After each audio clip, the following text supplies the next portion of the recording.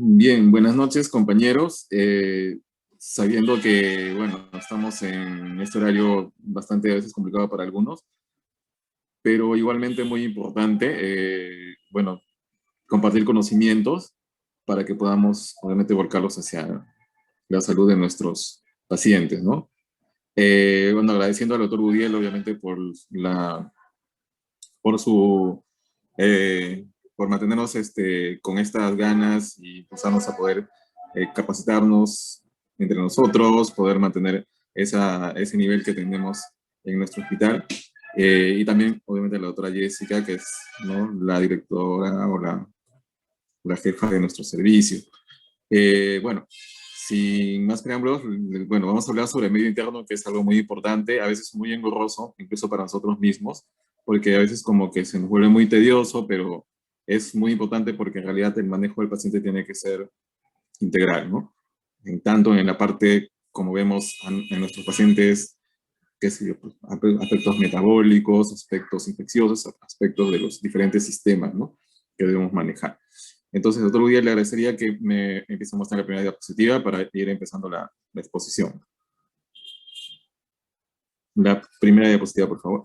Bien, acá en este cuadro hemos tratado un poco de enfocarnos en la parte de lo que es la cantidad de agua que tenemos en nuestro organismo, ¿no? Entonces, para puntualizar, vemos que en neonatos que nosotros manejamos en el hospital, en los prematuros, tenemos la mayor cantidad de porcentaje de agua corporal en relación al peso, ¿no?, que es aproximadamente un 90%.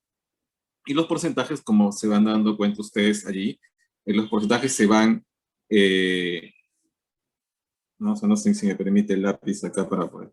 Los porcentajes acá estamos, los porcentajes se van disminuyendo en cuanto se va creciendo, ¿no? Entonces ya vemos porcentajes en el caso de un recién nacido a término entre 70 y 80%, en un lactante 70%, preescolar 65%, bueno, y así, el voluntario que nosotros manejamos, ¿no? Entonces en el cuadro de la parte izquierda, como ustedes ven, acá dice el agua corporal total, en relación también a lo que es el sexo, ¿no? Tanto varones como mujeres. Y por este lado, en la parte del lado derecho,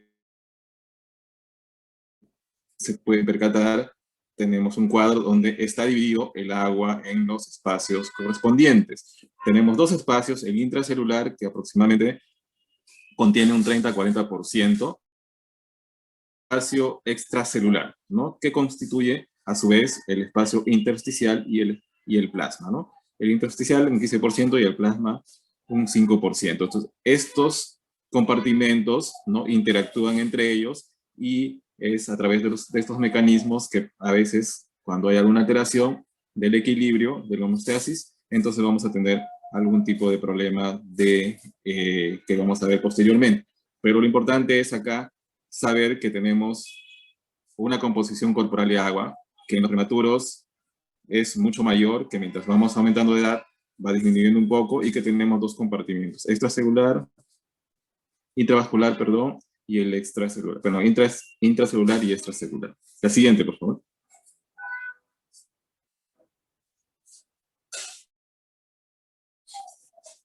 La siguiente, doctor. Ya. Bien, entonces, ¿cómo nosotros adquirimos el agua, ¿no?, a través de qué mecanismos? Entonces, acá tenemos algo tan simple. El agua lo adquirimos a través de lo que ingerimos, ¿no?, ya sea lo que tomamos, los líquidos, o a través de los alimentos, ¿no? Pero también hay un agua que uno produce, ¿no?, por el mecanismo de óxido de reducción.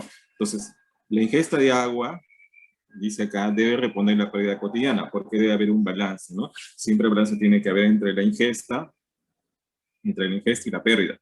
Entonces, por eso es importante para nosotros, cuando evaluamos a un paciente, hacer un balance hidroelectrolítico que nosotros conocemos, entre lo que el paciente ha ingerido durante un periodo de tiempo, que usualmente es 24 horas, puede ser menos, dependiendo de la complejidad, y lo que el paciente ha eliminado o ha egresado, ¿no? Se hace un balance, entonces, para mantener la homeostasis, obviamente. Entonces, acá decimos que los niños consumen entre aproximadamente 10 a 15% de su peso corporal como agua, comparado con la de los adultos, que es 2 a 4%, básicamente, ¿no? Entonces, obviamente, en los niños, el agua que ellos ingieren es mucho más importante que en los adultos. Por eso, en los niños es cuando se descompensan de una manera mucho más rápida que en los adultos. La siguiente, por favor. Bien, entonces acá tenemos en este cuadro, es bastante, o sea, está bastante resumido, está por grupos etarios, tenemos el agua corporal total, tenemos el agua que está en los alimentos y los líquidos, ¿no? Es de acuerdo a lo que nosotros podemos ver acá. Dice, de 1 a 3 años, aproximadamente 1.3 litros al día, que corresponde más o menos a un 29% en alimentos, y más o menos casi 1 litro de agua por día se debería consumir, ¿no? Este cuadro tanto está para niños como para niñas, como ustedes pueden ver.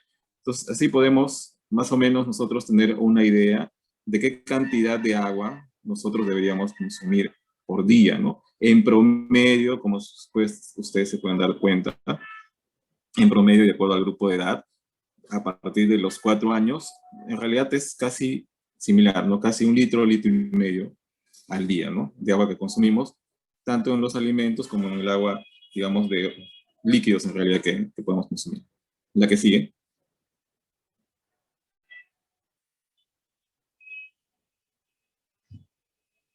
La que sigue, por favor. Bien, entonces, la ingesta inadecuada de agua nos va a producir déficit de líquidos corporales, debido a que la baja ingesta de agua puede provocar, ¿no?, deshidratación hipertónica, hipovolémica, que está asociado con enfermedades crónicas en algunos casos y con deterioro de la función cognitiva. Eso se han hecho estudios, como vamos a ver posteriormente, pero nosotros en la parte clínica, digamos, en lo que es el manejo agudo del paciente, que manejamos neonatos y también pacientes pediátricos, pero más en el tema de los neonatos, vemos bastantes pacientes que hacen deshidratación hipernatrémica los primeros días, ¿no? Bueno, entonces es ahí donde, ¿cómo se llama? Nosotros tenemos que identificar y tratar de corregir esa deshidratación, que obviamente puede provocar sintomatología aguda, ¿no? Pero también se ha visto que cuando hay una ingesta, digamos, baja ingesta de manera crónica, va a estar asociado a algunas enfermedades y sobre todo a un deterioro de la función cognitiva. La siguiente, por favor. La siguiente. Bien, entonces acá tenemos estudios que se han hecho, bueno, solamente como para darles a entender que se ha visto que hay una asociación entre el estado de hidratación y los efectos, ¿no?, en la función cognitiva de los niños, ¿no? Hay 2 estudios acá que se han hecho y que han concluido que efectivamente, ¿no?, el consumo de agua en la edad escolar, en la etapa escolar, ¿no?, se ha visto y se ha relacionado con una alteración, ¿no?, del desarrollo cognitivo, ¿no? Y bueno, estos son estudios que se van haciendo, pero que en realidad hay que ir poco a poco, ¿cómo se llama? Confirmándolo, ¿no? Porque son estudios en realidad nuevos, ¿no? ¿El que sigue?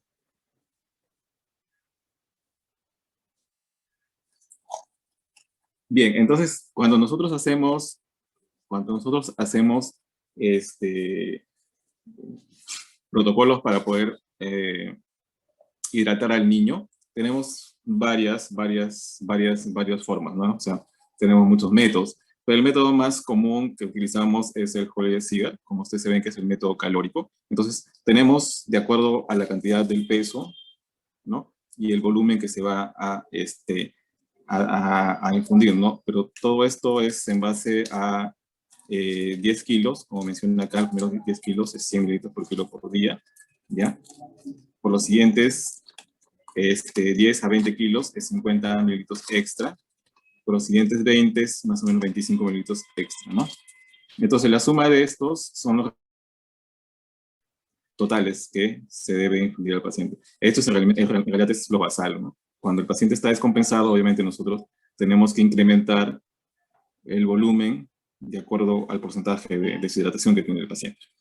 Entonces, los requerimientos de agua aumentan, ¿no?, en algunos estados, ¿no?, que nosotros debemos de conocer. Por ejemplo, cuando un niño tiene fiebre, cuando un niño está hiperventilando, en el caso de un niño que tiene un problema asmático, una neumonía, una insuficiencia respiratoria, cuando hay hipermetabolismo, generalmente cuando hay problemas de infecciones, ¿no?, todo se altera, cuando hay pérdidas gastrointestinales, ¿no?, que es muy importante, siempre vemos, ¿no?, diarrea, vómitos. los requerimientos de agua van a aumentar en esos casos.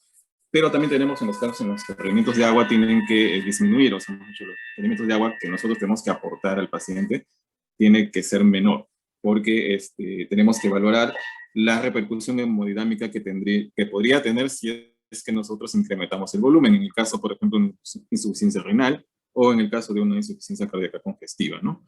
¿La que sigue?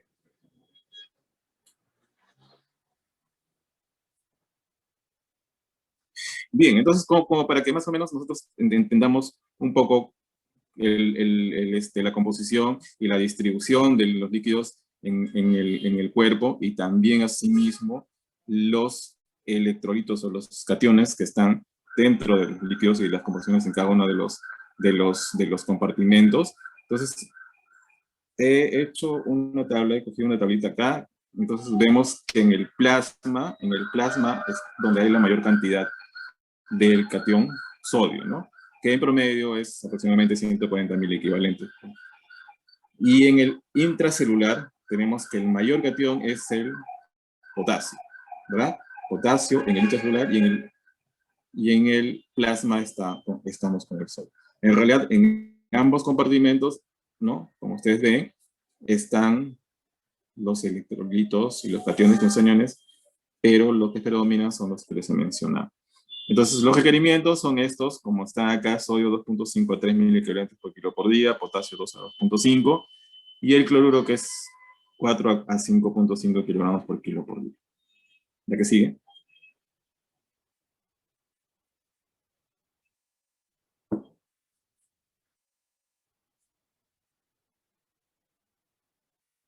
Bien, entonces acá igual tenemos una referencia, ¿no? De la Academia Nacional de Medicina, donde dice los datos recomendados en la ingesta dietética, ¿no?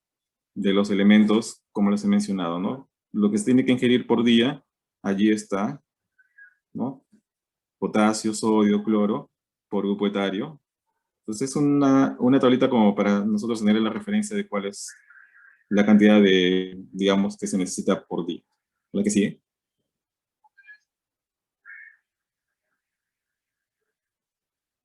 Bien, entonces, como hemos visto, la parte de adelante, que es algo un poco introductoria, la parte de lo que es la distribución de los líquidos, los compartimentos, los electrolitos, bueno, es como para conocer, ¿no? Que las alteraciones de estas van a producir repercusiones en la parte clínica, ¿no? Y eso es lo que vamos a ver ahora. Vamos a ver primero las alteraciones del sodio. La que sigue, por favor.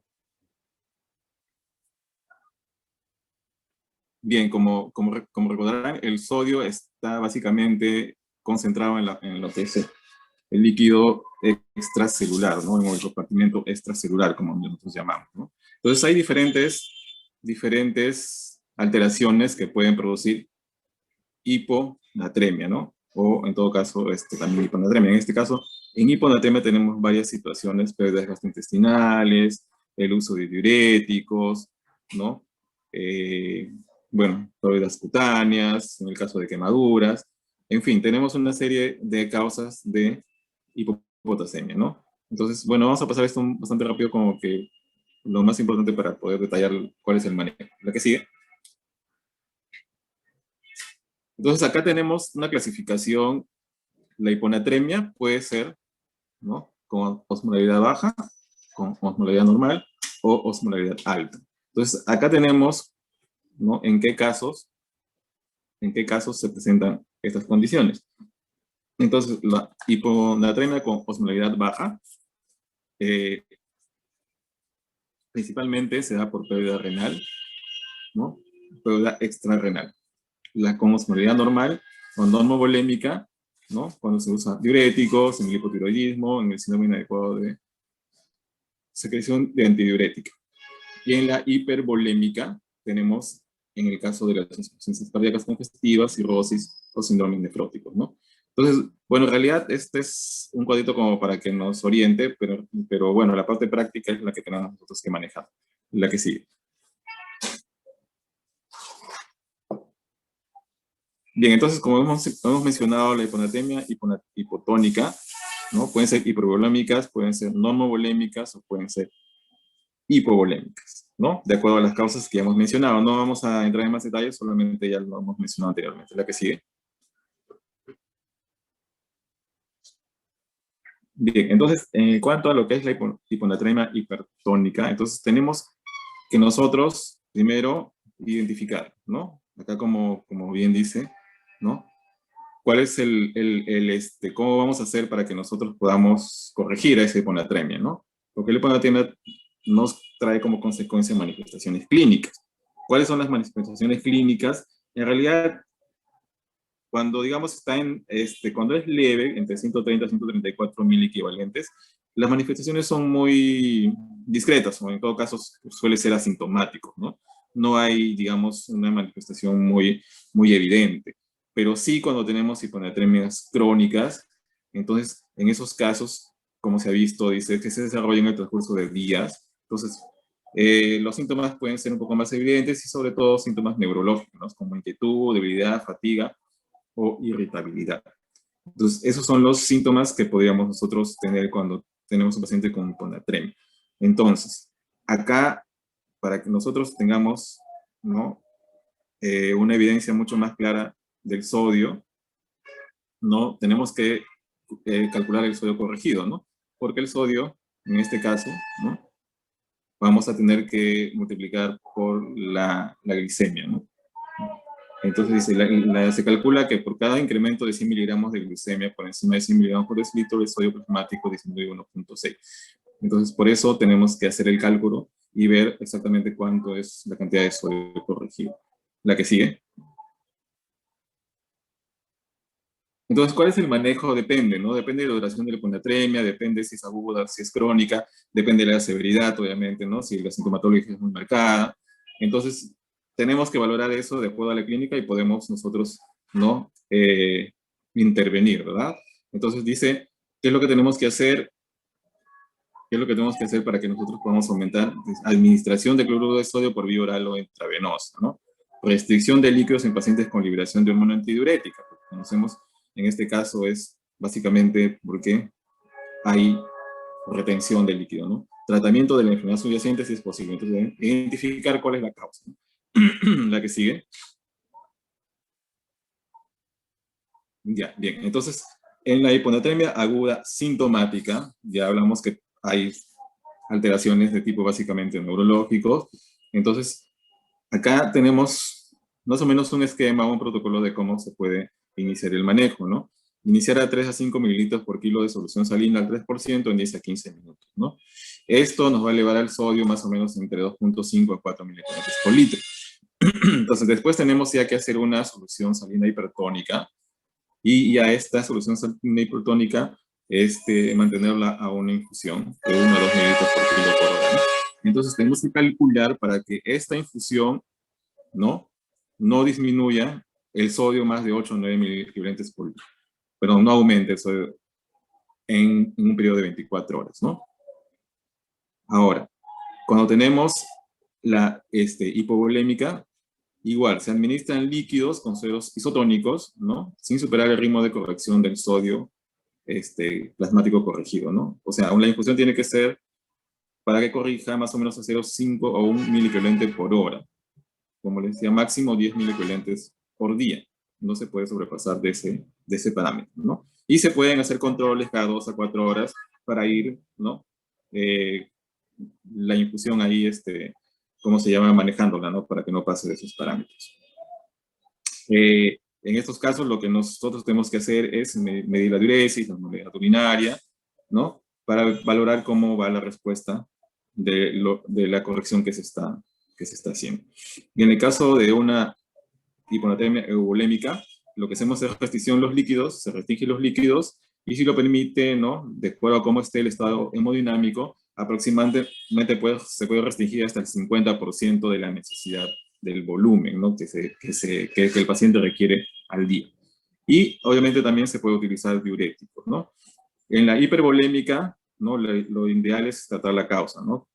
Entonces, que es una hipervolémica, ¿no? En ICC, por ejemplo, ¿no? Entonces ahí también tenemos que hacer la restricción de líquidos, ¿no? Que es parte del manejo. La que sigue. Entonces, en este cuadrito tenemos más o menos un esquema de la hiponatremia y entonces cuándo y en qué momento podemos tratar, ¿no? Entonces, ya lo que hemos comentado anteriormente, entonces tenemos situaciones graves, alteración de conciencia, convulsiones, coma. Entonces, ¿el tratamiento cuál es? Suero salino, 3%, 2 cc por kilo en 10 a 15 minutos, ¿no? Entonces, tenemos que aumentar, ¿no? Con esta infusión, vamos a aumentar aproximadamente unos 5.000 equivalentes en la primera hora, ¿no? Y la corrección máxima, como os he mencionado, es 10.000 equivalentes en 24 horas. En el caso de que no hay los síntomas, ¿no? Lo que tenemos que hacer es, sí, hacer la reposición del volumen perdido, de las necesidades basales, y más el déficit de sodio en 24 horas, ¿no? Con suero isotónico, ¿no? Se utiliza suero isotónico, ¿ok? Y igual, la anatremia no puede también sobrepasar más de 10 en un día, no lo podemos corregir muy rápido, como se puede decir, ¿no? Y en el caso de un síndrome de acuerdo de secreción antidiurética, sí restringir, como se ha mencionado, de acuerdo también al estado hemodinámico, en un 50% de requerimiento basal, ¿no? Esto es cuando tenemos una hiponatremia grave con shock, ¿no? Tenemos que, entonces, si estamos con shock, en este caso, tenemos que igual, un manejo de shock, como todos sabemos, tenemos que ingresar con bolos de solución salina, 20 cc por kilo, ¿no? La que sigue. Bien, entonces hemos hablado de la hiponatremia, ahora vamos con la hipernatremia. La hipernatremia, al igual que la hiponatremia, hay las causas, hay muchas causas de hipernatremia, entonces en las cuales, por ejemplo, las que vemos, pérdidas aumentar, o sea, aumentan las pérdidas insensibles, aumentan las pérdidas renales, aumentan las pérdidas gastrointestinales, ¿no? Aporte excesivo de sodio, en algunos casos, de repente esto ya sería un tema de tipo iatrogénico, ¿no? Y en otros casos, cuando hay hipodipsia, en hiperaldosteronismo, ¿no? Y en las convulsiones. Entonces, acá tenemos la clasificación de los grados de hipernatremia. Leve en 145 a 150, hipernatremia entre 150 a 170 moderada, y severa mayor de 170, ¿no? La aguda menos de 24 horas y la crónica más de 24 horas. Estamos más familiarizados nosotros en manejo de repente de temas de hipernatremia que de hiponatremia. Entonces es importante porque en el caso de los recién nacidos, que hacen deshidrataciones hipernatrémicas, nosotros las tenemos que corregir, porque las repercusiones clínicas que vemos en esos casos, a veces es fiebre, a veces son convulsiones, entonces hay que estar atentos a la corrección, ¿no?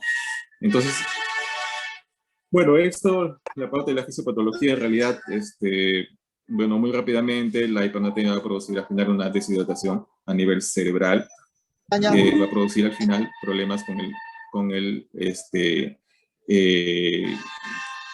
metabólico, y eso nos va a probablemente producir efectos a largo plazo, ¿no? Entonces, la idea es corregir la hiponatremia porque la deshidratación va a producir al final apoptosis en las células neuronales. La que sí.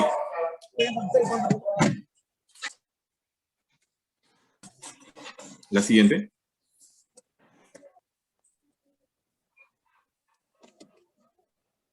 Bien, entonces, como decía, las manifestaciones clínicas son a veces inespecíficas y nosotros nos damos cuenta usualmente cuando empezamos en el caso de los neonatos, que es muy frecuente este tipo de deshidratación, ir, ¿no?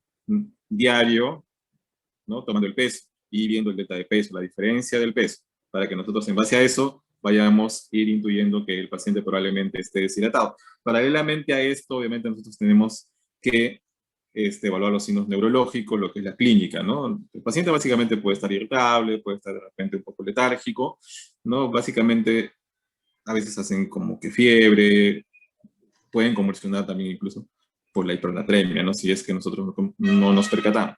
Entonces tenemos que estar al tanto del delta de peso, de la deshidratación, ¿no? Que el paciente hace los primeros días. La deshidratación, digamos, fisiológica, que dura más o menos aproximadamente 7 días, que usualmente se dice que pierde 1 a 2% del peso por día, hasta el sexto, séptimo día, y a partir del cual el neonato ya empieza nuevamente a ganar peso, ¿no?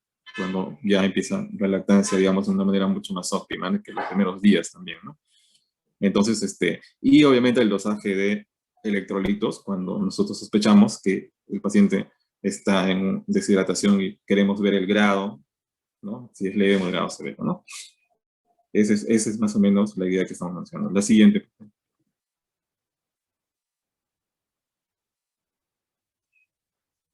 Bien, entonces en el manejo de la hipernatremia, ¿no?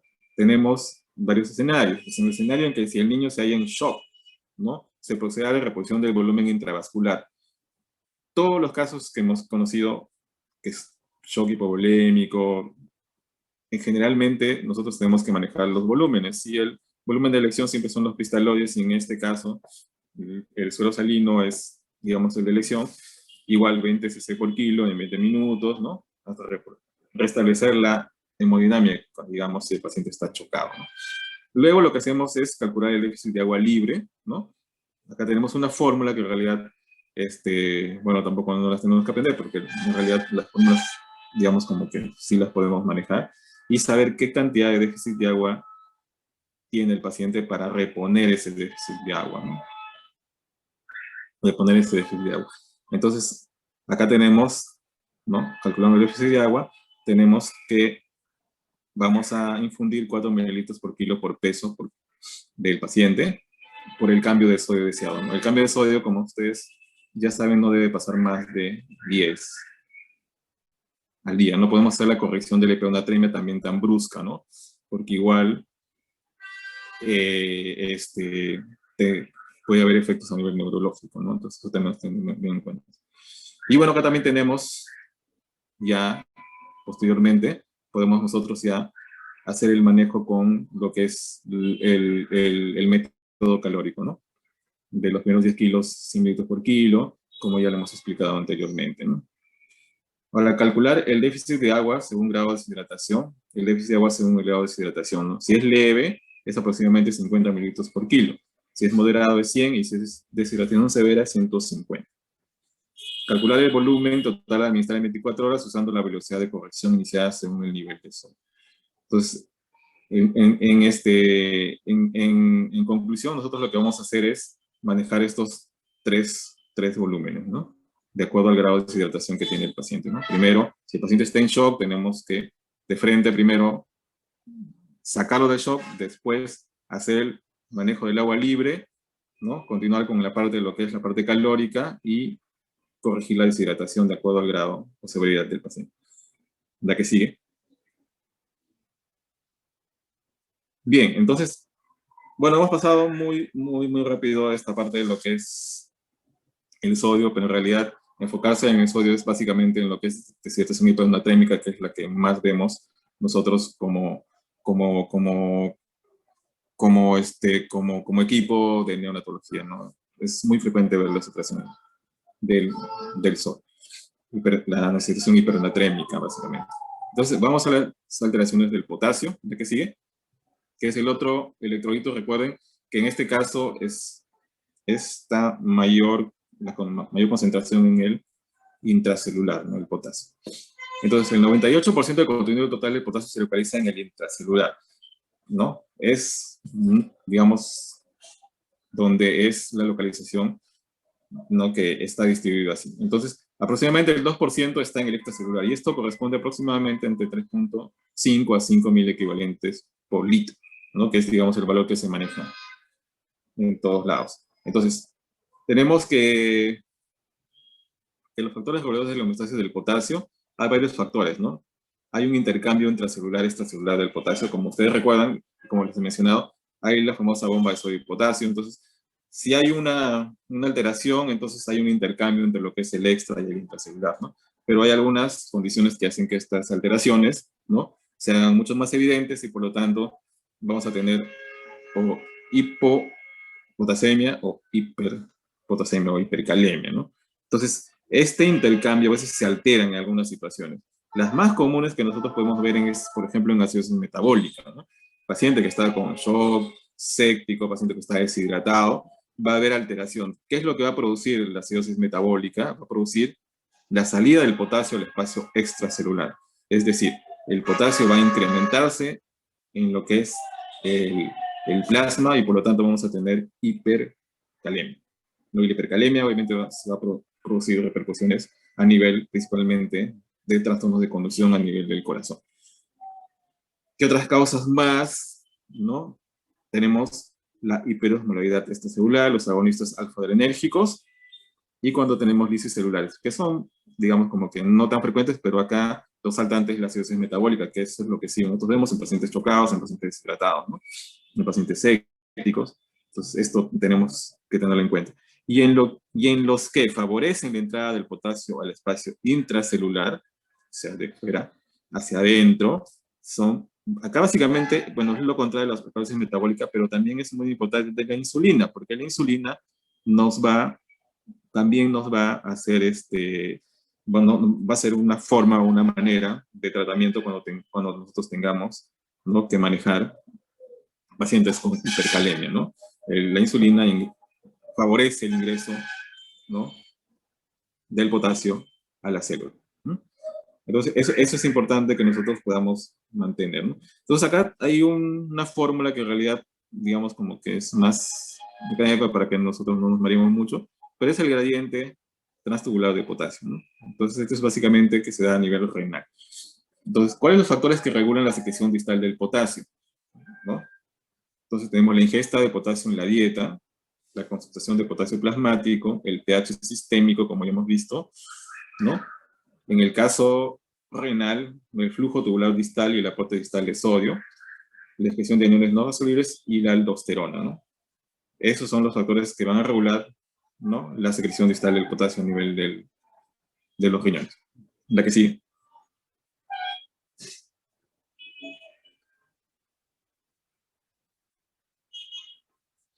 La que sigue, muy bien. Bueno, entonces tenemos acá lo que es la hipopotasemia. Entonces, la hipopotasemia, acá tenemos las causas, como les he mencionado, la hipopotasemia también, digamos, como que sí se bebe, pero no como que muy frecuente. Entonces, ¿cuáles son las causas de la hipopotasemia las que nosotros mayormente vemos? Por ejemplo, vómitos, cuando el paciente vomita. Entonces, ¿qué es lo que está perdiendo? Cloruro de potasio, y el potasio está en lo que es, ¿no?, el contenido gastrointestinal. Entonces, elimina, entonces nos va a producir una acidosis hipoclorémica, ¿no?, con disminución del potasio, ¿no? La hipomagnesemia también nos produce hipopotasemia, ¿no? La alcalosis metabólica, como lo hemos mencionado anteriormente, y bueno, ya hay otras causas, ¿no?, que en realidad no nos vamos a retener mucho en eso. Acá, lo otro importante es la cetosis diabética, ¿no?, por el tema de la insulina. Entonces, bueno, básicamente es un poco, digamos, un poco para hacerlo más práctico. La hipopotasemia dice: el valor extremo y escasa correlación clínica confirma el resultado con una segunda muestra. Entonces, cuando nosotros tenemos un valor de hipopotasemia, ¿no?, debajo del, digamos, del parámetro que nosotros manejamos, tenemos que de todas maneras hacer una confirmación, ¿no? Es importante eso porque el manejo, en realidad, puede tener mucha repercusión, ¿no?, sobre todo en lo que es la despolarización de las células cardíacas, ¿no? Entonces nos puede producir trastornos de conducción que pueden producirnos arritmias, y por lo tanto en algunos casos pues el paciente puede entrar en un tema de paro cardíaco, ¿no? Entonces hay que tener muy, muy en cuenta eso, ¿no? Entonces, bueno, no vamos a entrar mucho en detalle en esta situación, así que, bueno, la que sigue, por favor.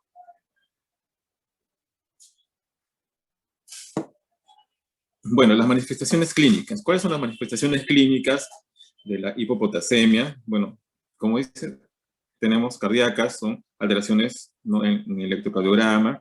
Hay varias alteraciones que nosotros tenemos que tener en cuenta: descenso del ST, programación del segmento QT, IPR. Por eso, en los niños que tienen trastornos de electrolitos, hiponatremia, hipopotasemia, básicamente lo que es el potasio, ¿no?, tenemos que tomarle un EKG, ¿no?, para verificar ahí si es que está repercutiendo en la parte cardíaca. Neuromusculares: debilidad, astenia, digestiva, estreñimiento, hilio paralítico, ¿no?, que suele producirse cuando hay pacientes que vomitan. Y entonces tenemos un hilio paralítico por hipopotasemia, ¿no? Entonces ahí se corrige, y entonces el paciente, bueno, mejora, pues, ¿no? Bueno, otras manifestaciones clínicas, endocrinas, disminución de aldosterona, aumento de renina, eh, renales, a nivel renal, disminución del filtrado glomerular, diabetes insípida, alcalosis metabólica. Bueno, son las manifestaciones clínicas, ¿no? Pero en realidad las más, digamos, en sí, delicadas serían las cardíacas, ¿no? Producir paro cardíaco. Entonces, el diagnóstico, ¿no? A través de la historia clínica, si es un paciente que de repente está vomitando, si es un paciente de repente que es un paciente diabético, se ha descompensado, ¿no? El tema de la insulina, entonces todo eso tenemos que hablar en la historia clínica. Entonces, de ahí vienen, obviamente, los análisis auxiliares, ¿no? Que solemos pedir, dentro de ellos, lo que constan allí, hemograma, electrolitos, que son los más importantes, los electrolitos, la función renal, ¿sí? La osmolaridad, y obviamente en el examen de orina también, donde tenemos que usar los mismos electrolitos para ver. El EKG, como les había mencionado, muy importante hacer un electrocardiograma para ver las alteraciones, ¿no? Entonces, a través de esto vamos a hacer una sesión clínico-analítica, ¿no? La clínica con los exámenes auxiliares, y vamos a ver cuáles son las alteraciones que podemos tener, ¿no? Bien, la que sigue.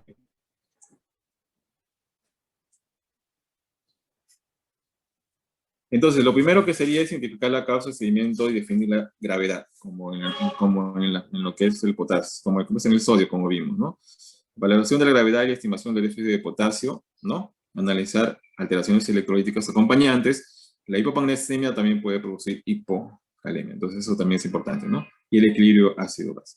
Entonces, alteraciones ecocardiográficas que podemos ver son las que ya hemos mencionado: un aplanamiento, inversión de la onda T, descenso del FT, prolongación del QT y el PR, ¿no? Entonces, si existe hipomagnesemia, hay que corregir la hipomagnesemia primero, porque a veces corrigiendo la hipomagnesemia, entonces ya estamos corrigiendo la hipopotasemia, ¿no? Si tenemos una acidosis metabólica, corregir la acidosis metabólica, eso nos va a ayudar, ¿no? En realidad, a corregir. Ahora, si tenemos criterios de gravedad, tenemos que administrar, ¿no? Cloruro de potasio intravenoso, ¿no? Ya tenemos más o menos cómo se administra: 20 mil equivalentes en 500 mililitros, ¿no? 10 mililitros por kilo en una hora, ¿no? Y en el caso de que no haya criterios de gravedad, podemos, digamos, cómo se va a manejar vía oral, ¿no? La que sigue. Bueno, entonces acá el tratamiento básicamente es hipopotasemias de acuerdo a la gravedad. Si son leves o sintomáticas, hay dietas ricas en frutas que tienen potasio, por ejemplo, el plátano, ¿no? Que tiene bastante potasio. Entonces, básicamente, a través de ese alimento, básicamente el paciente puede empezar a corregirse, ¿no? Entonces, son, digamos, cuadros leves, ¿no? Tenemos el citrato de potasio, el cloruro potásico, ¿no? Y otras presentaciones que se pueden manejar en esos casos. Pero si es la hipopotasemia grave o sintomática, ¿no? Tenemos que hacer, bueno, iniciar con suero salino fisiológico a 0,9 por mil con 40 a 60 mil equivalentes de cloruro de potasio, ¿no? Y la infusión no debe superar 40 mil equivalentes por hora. Las dosis mayores de 20 mil equivalentes se deben administrar por vía central, ¿no? Porque son muy importantes. Y la cantidad no debe superar los 200 mil equivalentes en 24 horas, ¿no? Para hacer la corrección, ¿no? Entonces tenemos obviamente que hacer la monitorización con electrocardiograma, ¿no? Para ver si el paciente requiere manejo en UCI, ¿no? Cuando se hace una reposición a través de vía central, ¿no? La infusión de ¿cómo se llama ¿cómo se llama la composición de la infusión debe ser de 100 mil equivalentes de cloruro de potasio, ¿no? En 250 mililitros de suero salino fisiológico. Esa debe ser la concentración, ¿no? Y el ritmo debe ser a 50 mililitros por hora. Obviamente realizar los controles de potasio cada 2 a 4 horas para ver la corrección que se está realizando. Hacer otra vez, obviamente, los controles de EKG también para ver la respuesta, ¿no? Igual a ver también la evaluación por nefrología para ver si hay una alteración también allí a nivel renal, ¿no? Está predisponiendo a que el paciente persista con la hipopotasemia. La que sigue. Bien, entonces la hiperpotasemia, que es la otra alteración, en este caso hablamos de un potasio mayor de 5.5. En algunos casos dicen 6.5, que consideran como que leve, ¿no? ¿Cuál es la causa, o bueno, lo que más temor, digamos, nos puede producir es que puede producir arritmias ventriculares, ¿no? Que son fatales. Entonces, por eso es la hiperpotasemia la que más tememos.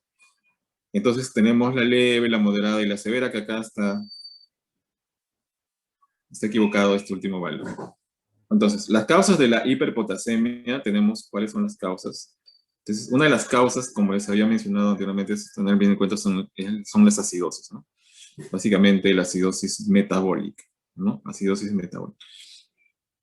La insuficiencia renal aguda o crónica, enfermedad de Addison, ¿no? Pero también tenemos que tener en cuenta lo primero, ¿no? La pseudo hiperpotasemia, porque hemos tenido muchos casos de pacientes que se toman las muestras se demoran mucho en procesar, y nos damos cuenta que probablemente la muestra se ha hemolizado y por lo tanto tenemos el valor del potasio elevado. Y nosotros, si queremos hacer correcciones en esos casos, tenemos que asegurarnos que realmente es una muestra que ha sido manipulada y que ha sido bien testeada, ¿no? Que ha sido bien evaluada. Entonces, eso es algo muy importante. Las leucocitosis mayores de 200.000, dosis intensas, también pueden producir pseudo hiperpotasemia, ¿no? Porque hay hemólisis. Entonces, eso es importante que nosotros tengamos en cuenta. La que sigue. Bien, entonces, en la hiperpotasemia, bueno, acá dice, existen lisis de células sanguíneas. Entonces, suele suceder eso, ¿no? Cuando a veces las muestras se toman, se demora mucho tiempo en procesar, entonces podemos ver eso. Por eso siempre es bueno nosotros tratar de asegurarnos de que ha sido bien tomada y también ha sido bien procesada, ¿no? Entonces es importante también eso. Entonces, si no, si no existe esto, entonces, ¿cómo es que el potasio de 24 horas? Entonces, tenemos que, de acuerdo a esto, ver a través de dónde se está haciendo la pérdida, ¿no? Si está habiendo una redistribución, ¿no? Por acidosis metabólica, por hipoglicemia grave, por bloqueadores beta-adrenérgicos, si hay una liberación tisular a través de traumatismo, lisis tumoral, hemólisis, entonces son los mecanismos a través de los cuales, ¿no? Se libera el potasio hacia la parte extracelular, ¿no? Si hay una insuficiencia renal, si hay oliguria, entonces tenemos que valorar eso, ¿no? Si hay una insuficiencia renal, ¿no? El flujo tubular está disminuido, entonces por lo tanto no se elimina potasio y se va acumulando, ¿no? Déficit de mineralocorticoides, en este caso la enfermedad de Addison, lipólisis pulmonar congénita, ¿no? Y la déficit en secreción tubular de potasio, ¿no? Son alteraciones, ¿no? Que podemos ver. Y en algunos casos, algunos medicamentos que son ahorradores de potasio, ¿no? Que se utilizan generalmente para pacientes en estos casos cardíacos, de espironolactona, ¿no? El triantereno, que es un diurético, ¿no? Son medicamentos que producen disminución de la secreción de potasio, por lo tanto aumenta en la parte sérica. La que sigue. Bien, entonces conocemos las causas, que en realidad, como se ven, a veces es un poco engorroso, pero lo importante es identificar si tenemos o no tenemos hiperpotasemia, perdón, si el potasio está aumentado, si esto tiene repercusión a nivel cardíaco, ¿no? Por eso es importante, ¿no? Ver, primero la historia clínica, la analítica, como hemos visto, como igual similar a lo que es el sodio, el hemograma, electrolitos, el electrocardiograma, obviamente para ver las alteraciones. En este caso son ondas T picudas, ¿no? Hacia arriba, y los intervalos TR son prolongados, el QT es corto, ¿no? QRS ancha y onda P plana, ¿no? Ante una disociación clínico-radiológica hay que repetir para confirmar, ¿no? Porque a veces podemos, como les mencionaba, tener potasios elevados, pero probablemente haya sido tema de hemólisis de la muestra, entonces hay que corroborar eso. Es muy importante eso. Entonces, monitorizar y toma de constantes y completar el estudio del cálculo de la gradiente transtubular de potasio, ¿no? Permite valorar la existencia y la magnitud de la acción del mineralocorticoide en el tuburo contenedor distal. Entonces, la que sigue. El tratamiento, el manejo, el tratamiento de la hiperpotasemia leve de 5.5 a 6.5 milicuentes por litro, ¿no? Son las dietas sin frutas ni verduras, que es donde tenemos potasio, entonces eliminar esas dietas, eliminar factores que aumenten el potasio, ¿no? Los medicamentos, los IECA, los AINES, los ARA, ¿no? El poliestireno sulfato cálcico, dice 15-30 gramos bioral. Podemos utilizar el suero glucosado al 20%, con 20 unidades internacionales de insulina de acción corta, ¿no? Entonces, esto nos va a permitir, a un ritmo de 20 mililitros, el inicio de acción es en menos de 15 minutos y el efecto es máximo entre 30 y 60 minutos con una caída máxima de 0,6 miliequivalentes por litro en promedio. Entonces, solemos utilizar, ¿no? esta infusión o este preparado, digamos, en el caso de los pacientes en los diabéticos, ¿no? Ellos hacen el tema de la hipercalemia, ¿no? Por déficit de insulina.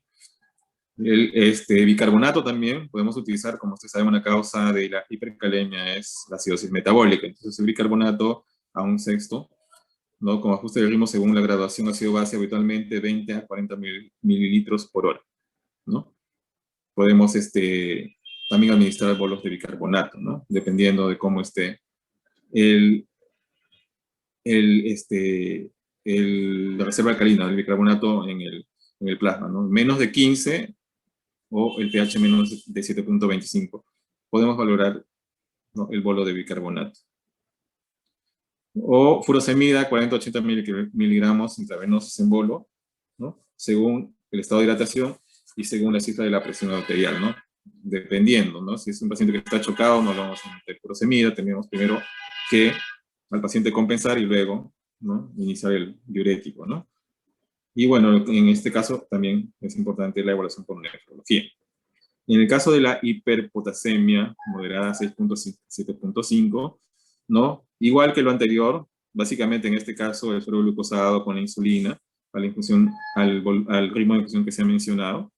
También podemos abonar el gluconato de calcio al 10%, no es una apoyo de 10 mililitros, y en realidad lo que hace el gluconato de calcio es estabilizar la membrana para evitar que haya despolarizaciones y alteraciones del ritmo, ¿no? No tanto es que disminuye el potasio. Básicamente para estabilizar la membrana de las células cardíacas, ¿no? Y el salbutamol en nebulización, igual, también nos ayuda a eliminar el potasio, ¿no? Y la interconsultada nefrología. La que sigue.